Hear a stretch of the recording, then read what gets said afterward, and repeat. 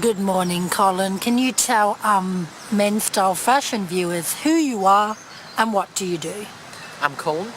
I own the last stop for the curious in Old Spitalfield Market in East London, and we sell vintage and new hats for gentlemen and ladies. Can you tell our audience how you got into this affluent career?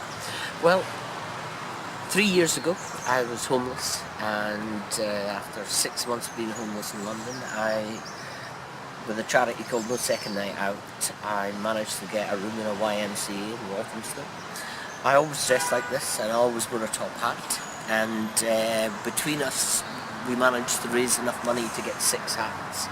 And one Sunday in August 2013 I started selling hats in Old Spitalfield Market in East London. Let's go back a little bit.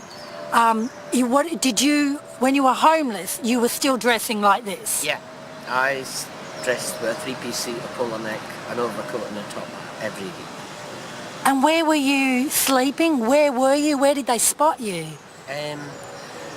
No Second Night Out approached me one night on Buckingham Palace Road when I was sleeping in a shop doorway. It was pouring rain, and when they approached me, they offered me a night in a hostel, and when I got up and put on my top hat and my coat, we got talking, and they mentioned they'd seen me loads of times, but they never realised I was homeless. That's amazing. Can you tell us how you got there, homeless, and talk us a little bit about that. Well, I've been a professional photographer for a number of years, travelling the world, and a business deal went wrong. One weekend I came back to find that everything was gone, and I basically had 56 pence left in my pocket. You're an intelligent man, you're articulate. Why did you feel the need to be homeless on Buckingham Palace Road? It wasn't so much the need to be homeless on Buckingham Palace Road. The circumstances were that everything was gone. I'd lost all the camera equipment, the bank account had been emptied, the phone had been disconnected, the website had been discontinued. But in being homeless, I basically decided that I would stay in more affluent areas, so I would walk at nights around Knightsbridge, Kensington, Chelsea, that sort of area. That particular night in Buckingham Palace Road just happened to be because it was pouring the rain, because I wouldn't normally sleep in shop doorways. I'd normally walk at night, and I would sleep in park benches during the day. Wow. 3 years on, Colin. Yep. Let's talk about the hat you're wearing. This particular one is from 1880, it's 136 years old, and if you were to buy it, obviously not new, but to buy it now, you're looking at about £9,600. Wow. Talk us why it's so expensive, its history. Well, the hats, top hats, have been on the go since 1793, and silk top hats in particular like this, Yeah, you can pick it up. they can go for anything up to £25,000. Oh my goodness. And partly the reason behind that is they stopped making these in the 1950s. The looms for weaving silk plush were in a factory in Lyon in France that burned down in 1952. They ran out of the plush by 1958. And in fact, if you ever come across a silk top hat with no silk here, it was made between 1952 and 1958 because they were trying to save the silk plush. Right. Heads were smaller. An average head size in 1950s was 54 centimetres. Yep. An average head size today is 58 centimetres. Right. So larger sizes are much harder to come by, and that's what appreciates the value in these hats and makes them so expensive. Why did you decide to pursue a career in hats? Because I always wore a top hat, people used to ask me about it, so it was just basically, it was an obvious way to get back on my feet and be self-sufficient quickly.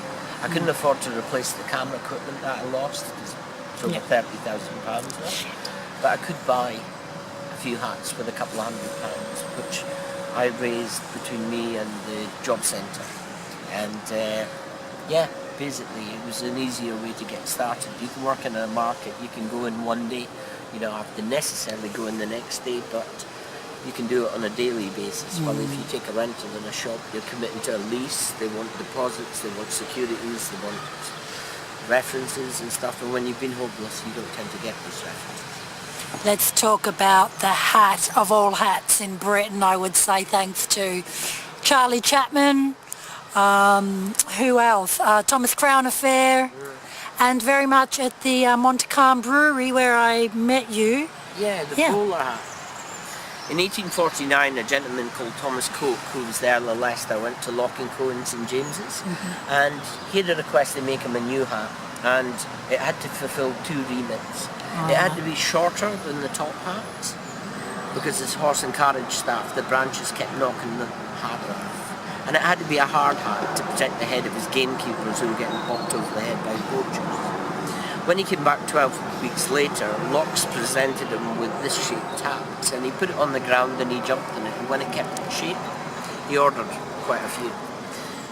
Locks named the design after the 2 brothers that made the hat for him, and they were William and Thomas Bowler, and that's why it's called the bowler hat. Wow. You've got another particular hat in the bag. Shall we get it? It's okay. We're being sponsored in by Jumeirah Colton Club, so we have private access to the garden. So if you are staying at Jumeirah Colton Club, just ask for the key from the concierge, and no one can get into these gardens unless you've got a key. Wow. Can we just go back? Let's talk about this one now. This hat, a French hatter called Antoine Gibus in 1829 patented the first and most original collapsible Right. top hat. Okay. Hold on. What we'll do that again, and because I can film it, I can cut away. Yep. Right. Say that. Wow. Can we have that again? Yep. Yep. Yep. Why was this created? I love the concept. It was a hat that would be worn in the evening. Wouldn't be day wear, you'd never wear it daytime. And you would put it on in the evening, you would go to the opera or the theatre. When you would go in to ensure you didn't block the view of the people behind, you would take your hat, you would collapse it.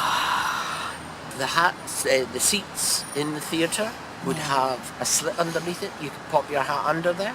And they used to say you knew when the opera or the theatre had finished, when you could hear the gibus clap. And all the gentlemen popped their top hats. Colin, in 2016, it's the beret. We're not seeing a lot of hats. It's London Fashion Week, even dedicated Men's Week. I'm not seeing any of this. This is why Men's Style Fashion have chosen you to inspire men. Talk us through, Well, the biggest change in hat wearing was in the late 1950s.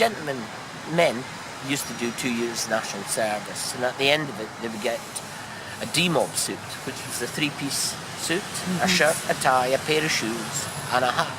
And one of the conditions of getting this was that if your job didn't entail wearing a uniform, Monday to Friday 9 to 5, you had to wear it. So in the early 1960s, guys who'd done the national service, 1959, 1960, 61, it was almost a rite of passage.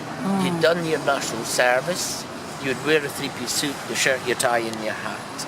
But in the early 1960s, kids didn't have to do national service, and dads and granddads wore suits and shirts and ties, and they had the swinging 60s, and dads wore hats. And kids had television, fashion, John F. Kennedy, the Beatles, the Rolling Stones, you name it.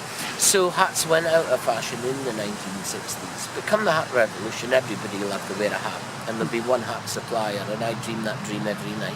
And that's the opportunity. You're one of the most inspirational people I've ever met, because you never gave up and your image never changed when you were on the streets, To homeless people, or to anyone that's in this position or that was in that position, what's your message to people that are feeling quite low and in financial trouble? Well, the thing is that if you take each day and know that you can only move forward. You don't walk through life backwards, you walk through life walking forward. Take each day, make the most of it. When I was first homeless and I realised I only had 56 pence, my first priority was to find somewhere to get something to eat. I was starving. Then the next priority is to take care of yourself. There's one of London's nicest hotels next to Victoria Station. And within Victoria Station there's an entrance that you can go into that hotel and pop down to the toilet. And I used to go there to brush up and clean up because it had better facilities than just using any public toilet. Eventually I got to know the cleaners, and one or two of them would let me sneak into a room to have a shower and a shave when a room had been vacated early. And people on the King's Road that run a soup kitchen would tell me places to go to maybe get a fresh pair of shoes or whatever. There's always a way. Just always look at taking a step forward and know that you'll get there. It's just an experience, you're just learning from it. Don't get too up on the ups, don't get too down on the downs, and life will treat you better. Thank you so much.